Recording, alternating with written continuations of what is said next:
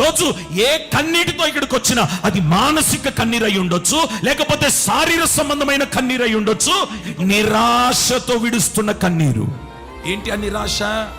పొందుకోవాలనుకున్నావు, పోగొట్టుకున్నావు. నిరాశ. డాక్టర్లు అన్నారు, అమ్మా నువ్వు ప్రెగ్నెంట్ అన్నారు, 3 నెలలు కాలేదు, 4 నెలలు కాలేదు, అబార్షన్ అయిపోయింది. నిరాశ.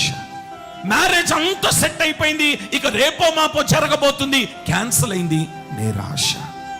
ఇల్లు కట్టుకోవాలనుకున్నావు, అంత ముగించే సమయానికి ఏదో ఒక నష్టం కలిగింది. నిరాశ.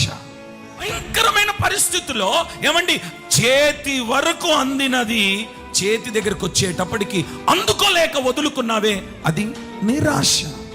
నిరాశతో విడుస్తున్న కన్నీరు. అయ్యో నా ఆశ భంగమైపోయిందే, నా కోరిక భంగమైపోయిందే, నేను అనుకున్నది జరగలేకపోయిందే. నిరాశ.